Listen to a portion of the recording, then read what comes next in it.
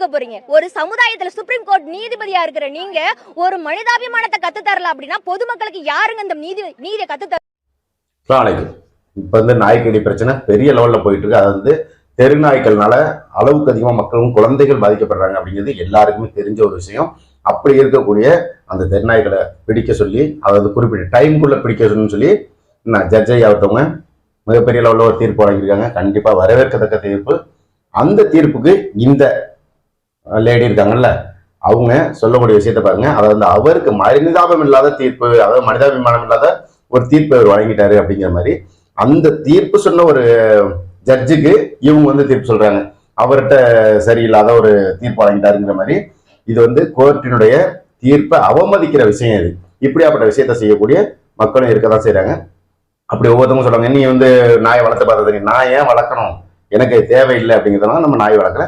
நாய் வளர்க்கக்கூடிய நீங்க கட்டி போட்டு வளங்க. அப்படி ஆர்வப்படக்கூடிய நீங்க என்ன பண்ணுங்க, எத்தனை பேர் போராட்டம் பண்றீங்களோ அவங்க எல்லாம் என்ன பண்ணுங்க, குறிப்பிட்ட நாய் வந்து ஒரு 100 நாய் இருக்கா, ஆளுக்கு 10ங்கிற பேர்ல பிரிச்சு கொண்டு அவங்க வீட்டுல கட்டி வச்சு நீங்க எதையோ போட்டு வளர்த்துங்க. அது பிரச்சனை கிடையாது. அதாவது வந்து குழந்தைகள் போனுச்சுன்னா குழந்தைகளை எந்த இடத்துல கிராஸ் பண்ண முடியல. ஒரு குழந்தைய 10 நாய் சேர்ந்து பிச்சு உதறது பார்த்துருப்பீங்க. அந்த மாதிரி வீடியோக்கள் நிறையவே பார்த்துருப்பீங்க.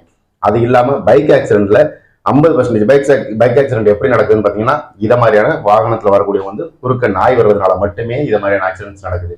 இதை மாதிரியான விஷயங்களுக்காக அரசை முன் வந்து ஒரு நல்ல இதை கொண்டு வந்தாக்கா அதை தடுக்கிறதுக்கான வழி என்ன அப்படிங்கிற மாதிரி. இவங்களுக்கு வந்து கார்ல போறவங்க, இவங்களுக்கு வந்து பிரச்சனைகள் எதுவுமே தெரியாது. இவங்க கார்லயே போயிட்டு கார்லயே சொகுசா வீட்டுல போய் இறங்குறவங்க.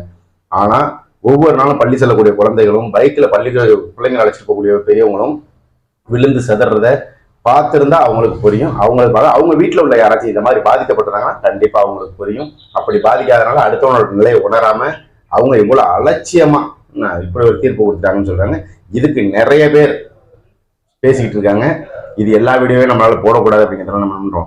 ஒரு குறிப்பிட்ட வீடியோவை மட்டும் காமிச்சிட்டு இந்த வீடியோவுக்கு நம்ம விளக்கம் சொல்றோம். அதனால நம்ம கண்டிப்பா திட்டுறதுக்கு நிறைய நாய் விரும்பிகள் வருவீங்க, பேசிட்டு போங்க, அது பிரச்சனை கிடையாது.